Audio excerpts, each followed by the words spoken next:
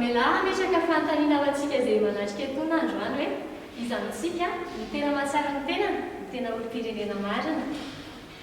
Mankasitraka indrindra ny olana mitranga matetika dia indraindray tsika diso nentim-paharazana, indraindray ihany koa nefa tsika diso nentim-paharazana.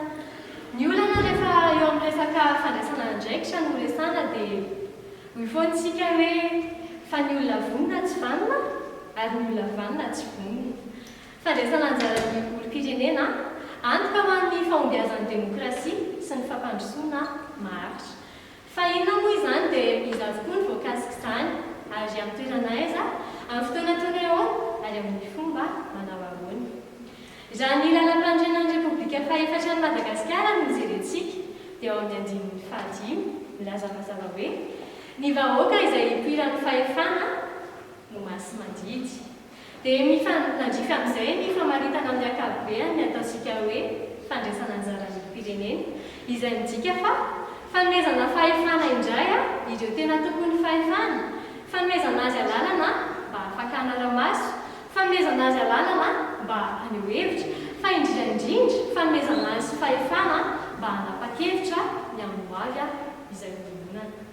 Ny olo-pirenena rehetrarehetra dia voantso mba handray anjara, mba voantso mba handray andraikitra satria izy tsika tsy efa mba hananofo, mba nieritreritra ary mba maniry nahita amin'ny Madagasikara androso, saingy tsy adidin'ny mpitondra irery izany fa adidintsika rehetra miaraka. Tadio fa mora kokoa ny mizaka ny safidy izay nataon'ny teny, toy izay ny mizaka ny vokatry ny safidy izay nataon'ny hafa teo amin'ny toeranao. Dia tsy tanteraka nefa ny fandraisana anjaran'ny olo-pirenena raha tsy misy ireo singa maromaro, toy ny fametrahana ny rafitra fahaparalana mangarahara, toy ny fanamafisana ny fanaraha-maso izay ataon'ny olo-pirenena, toy ny fiarahana mamolavola ny teti-bola ary indrindra ny fanomezana lanja ny fiarahamon'olo-pirenena. Dia isika rehetrarehetra izao tsy arovy fa i Madagasikara dia tany tsy afaka mpandrosan'ny tenany izy, fa izaho sy ianao afaka mpandrosan'ny tenantsika voaloha, ny fiarahamonina misy atsika ary ny firenena misy atsika. Mitondra ny Madagasikara daholo isika rehetrarehetra ary azo lazaina hoe Madagasikara kely mandeha avokoa.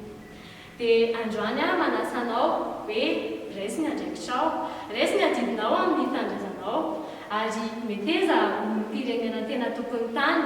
Olo-pirenena tokony tany izany dia olo-pirenena liana amin'ny azy, tiany azy, mikarakary ny azy fa indrindra mandray anjara ho fanatsarana ny azy. Meteza olo-pirenena mendrika ny Madagasikara, olo-pirenena mendrika manontany razana